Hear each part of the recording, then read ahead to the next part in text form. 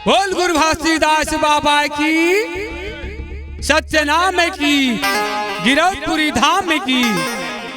तो आओ पहली बाबा जी के वंदना की ओर चलो, फिर बाद में गीत संगीत और कथा की ओर चलो, है ना। तो आओ बाबा जी के वंदना की ओर।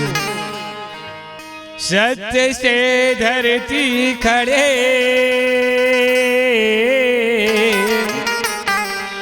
सच से खड़े आकाश,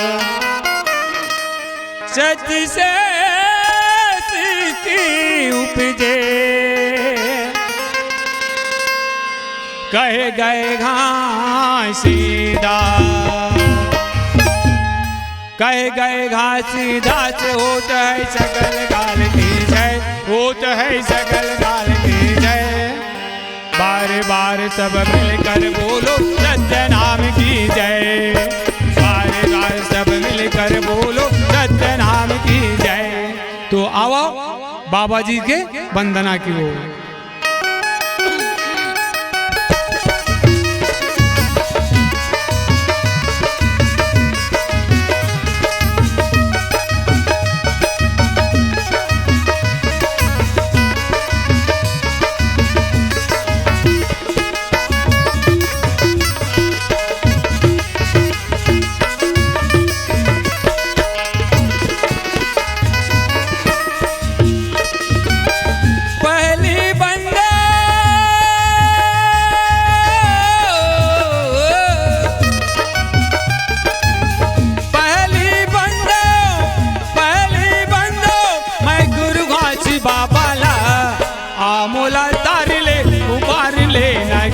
देना या आमोला तार ले, उबार लेना ज्ञान देना या।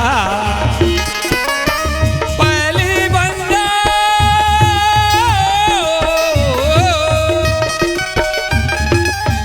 पहली बंदो, पहली बंदो मैं गुरु घासी बाबा ला। आमोला तार ले, उबार लेना ज्ञान देना या। आमोला तार ले, उबार लेना ज्ञान देना गा।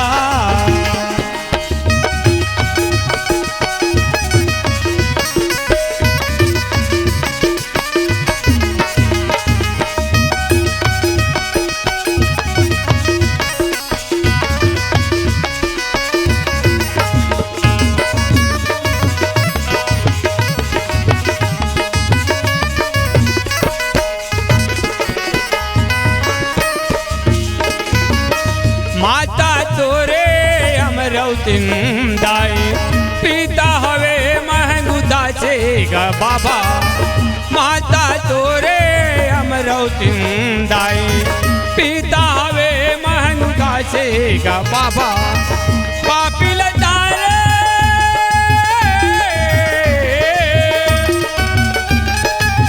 पापी लतारे, पापी लतारे ओ भक्तला उबारेगा। आमोला तार ले, उबार लेना ज्ञान देना या।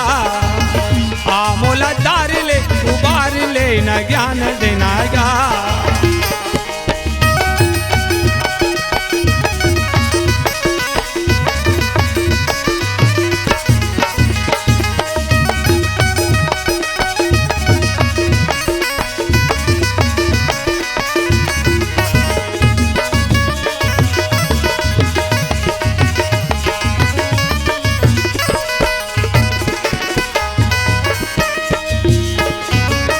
नहीं जानवे तोरे भावे भजन ला, नहीं जानवे तोरे पूजा का बाबा।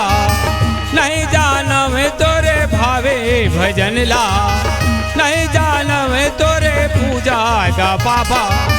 छोटे छोटे लइका का बाबा, जल कर बेत दूजा का बाबा। छोटे छोटे लइका का बाबा, जल कर बेत तू जाएगा बाबा। पापी लतारे,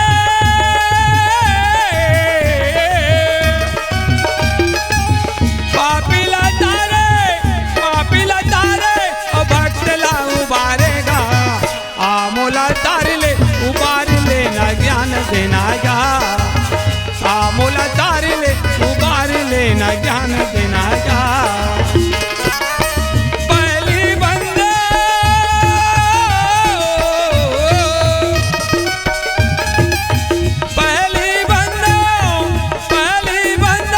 मैं गुरु घासी बाबा ला मोला तार ले उबार लेना ज्ञान देना गा मोला तार ले उबार लेना ज्ञान देना गा तार ले उबार लेना ज्ञान देना गा मोला तार ले उबार लेना ज्ञान देना गा मोला तार ले उबार लेना ज्ञान देना गा।